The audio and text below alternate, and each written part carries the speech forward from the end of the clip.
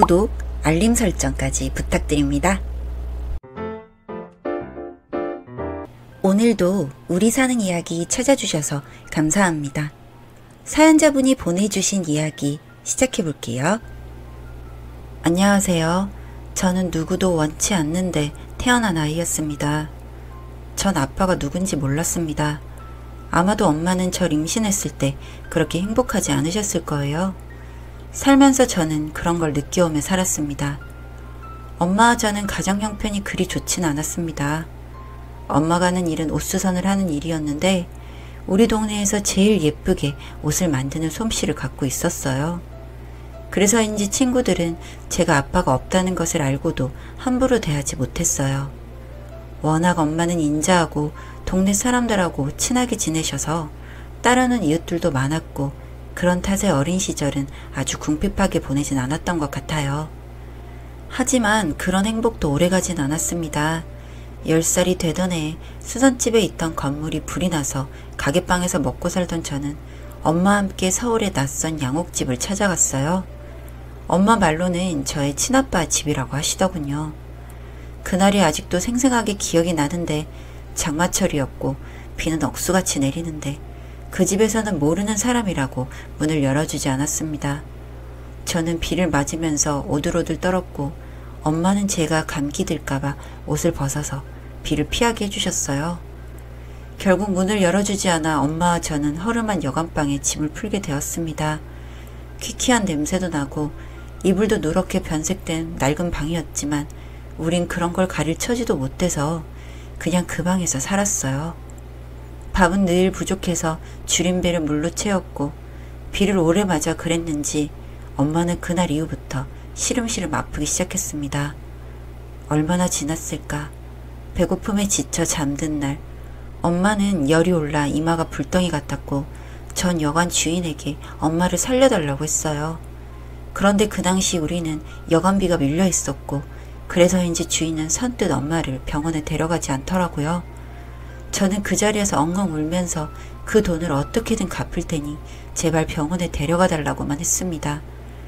응급실에 도착해서 의사선생님과 간호사 언니가 저는 밖에서 기다리라고만 하고 치료를 하는 것 같았는데 얼마 지나지 않아 절 부르더니 마지막 인사를 하라고 했어요. 엄마는 급성 폐렴이었는데 그만 그날 숨을 거두시더군요. 그날 너무 황당하기도 하고 무서웠던 기억이 납니다. 저는 피부치라고는 오직 한 사람, 엄마뿐이었는데 그 사람을 이제 다신 볼 수 없다고 생각하니 너무 무섭고 막막해서 울기만 했어요. 고향 사람들이 몇 분 올라와서 장례를 치러주셨는데 그날 알았습니다. 우리 엄마는 가정에 있는 유부남과의 사이에 저를 낳은 거였다는 걸요. 물론 저를 가졌을 때는 중매 결혼을 앞두고 마음을 못 잡던 아빠가 엄마를 데리고 사라져버렸고 그날 밤 엄마는 참혹하게 버려졌대요. 눈을 떠보니 아빠는 결혼식을 치르러 서울로 올라가 버린 거였죠. 전 그 얘기를 듣자마자 그 양옥집에서 비를 맞으면서 문을 열어주길 기다렸던 그 순간이 떠올랐어요. 그리고 결심했죠. 어떻게 하든 그 집에 다시 들어가서 복수하기로. 보육원에 들어가서 전 이를 악물고 공부를 하기 시작했습니다. 이제 갓 10살인 제가 혼자서 할 수 있는 건 아무것도 없었으니까요. 엄마는 비록 이제 세상에 없지만 저라도 어떻게든 아빠를 만나 얘기를 듣고 싶었어요. 그러기 위해서 저는 악착같이 살았고 드디어 중학생이 되었습니다. 어렵게 진학은 했는데 부모도 없고 집 없는 고아라고 따돌림을 당했죠. 그냥 별일 아니다 하며 생각하며 지내려 했어도 정말 마음이 아프고 하루하루 사는 게 괴로웠습니다. 한창 사춘기에 따뜻한 돌봄도 받지 못하고 왜 엄마는 나만 남겨두고 떠났나 원망스럽고 결국 아버지를 찾아가야겠다고 결심했어요. 중학교 1학년 가을 어렵게 수소문해서 아버지가 살고 있는 곳을 찾았고 혼자 물어물어 그 집을 찾아가게 되었죠. 그런데 아버지는 제 존재를 전혀 모르는 듯 했습니다. 어머니도 돌아가시고 이젠 혼자 남았으니 도와달라고 했어요. 그러자 손을 잡아주시며 이 집에서 같이 살아도 좋다고 허락하셨어요. 그래서 저는 뛸 듯이 기뻐서 보육원에 퇴소해서 그 집으로 들어갔습니다.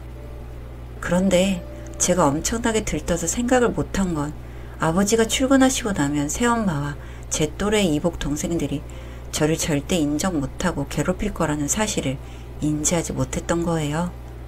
심지어 제가 학교에 가 있는 시간에 초등학생이던 여동생과 새엄마는 제 방에 들어가 일기장을 훔쳐보기도 하고 제 옷과 책을 찢어놓기도 했습니다.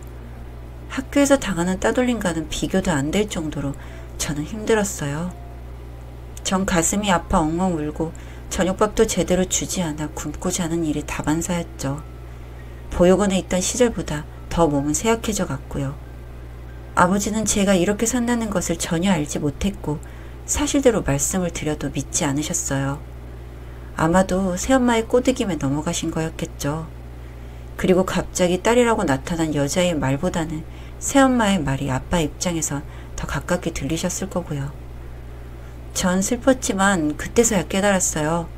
이 집은 내가 살 수 있는 곳이 아니란 것을요. 도저히 안 되겠다 싶어서 학교 선생님에게도 상의 드리고 교회의 도움으로 쉼터에 들어가게 되었습니다. 그곳은 보육원만큼이나 후원 없이는 돌아갈 수 없는 곳이라 밥이나 옷가지를 다 주는 대로 먹고 입었어요. 다행인 건 거기서 야학처럼 공부를 가르쳐준 언니, 오빠 도움으로 전 과학고에 진학할 수 있었죠.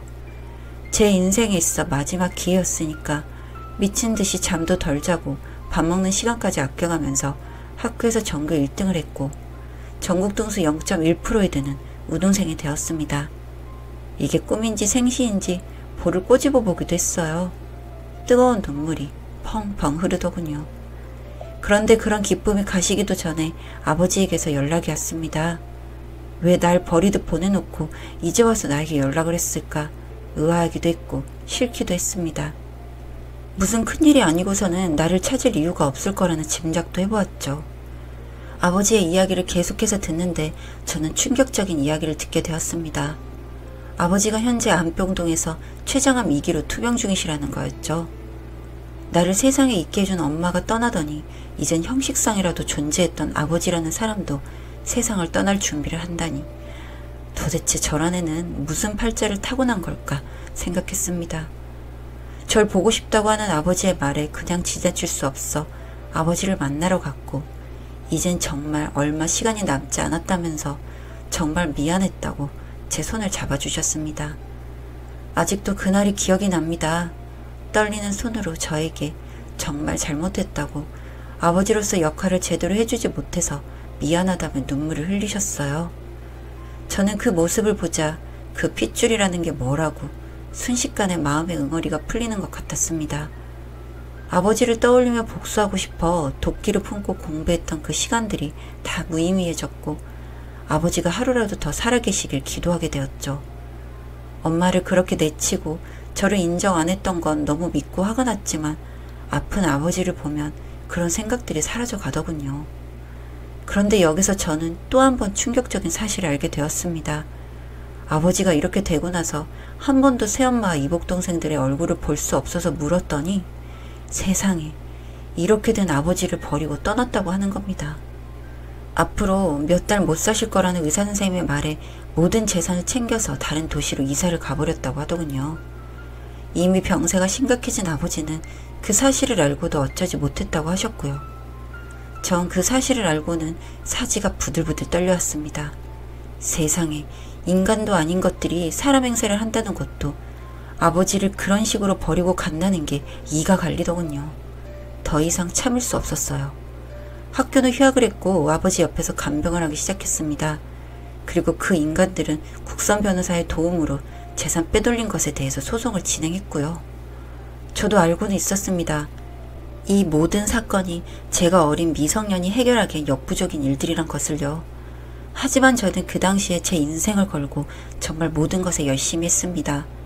아버지의 회복을 위해서 간병도 최선을 다해서 했고 국선 변호사와 하는 일도 여기저기 알아보고 있죠.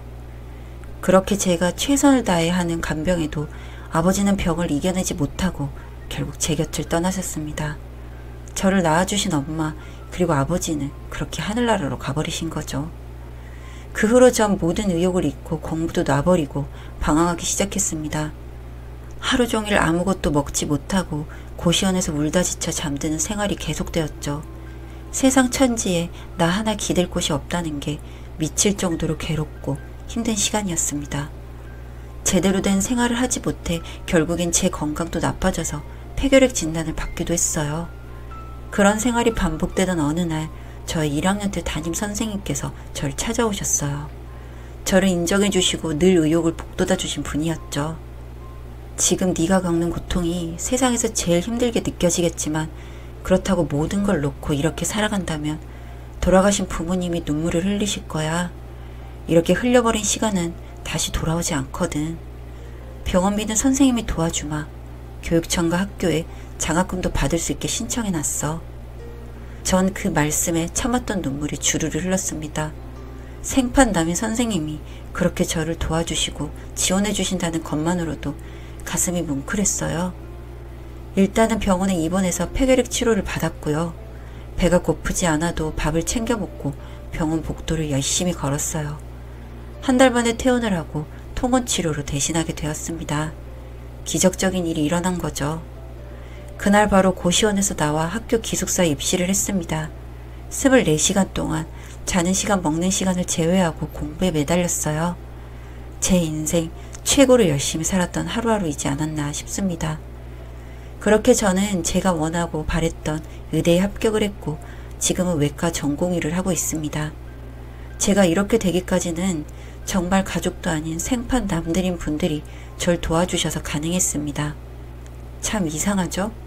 가족에게선 도움이란 걸 받지 못했는데 피 한 방울 안 섞인 남들에게 위로도 받고 도움도 받게 되고요.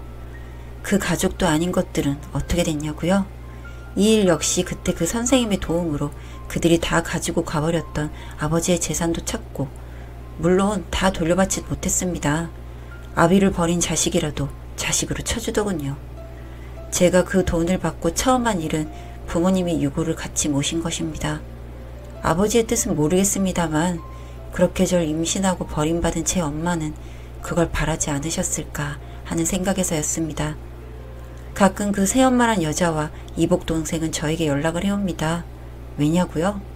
그들은 아버지에게서 가져간 재산을 어떻게 썼는지 다 잃고 현재 기초수급자로 살아가고 있거든요. 그리고 제가 돈을 번다는 소식에 어떻게 한 푼이라도 건져볼까 하고 연락을 해오고 있는 거죠. 하지만 제가 그들에게 뭘 주고 싶겠습니까? 마음 같아서는 더 서늘한 복수를 해주고 싶었지만 이미 그들은 살아가는 것이 지옥인 듯해 그냥 두고 있습니다. 나머지 벌을 받아야 한다면 제가 아니라 하늘에서 보고 판단하시겠죠. 저는 열심히 살아가려고 합니다.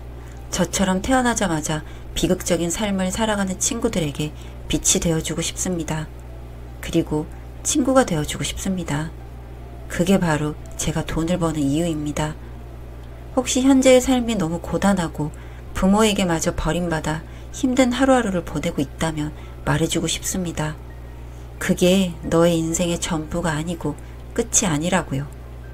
긴 글 읽어주셔서 감사합니다. 사연은 여기까지였고요. 우리 사는 이야기 시청해주셔서 감사합니다.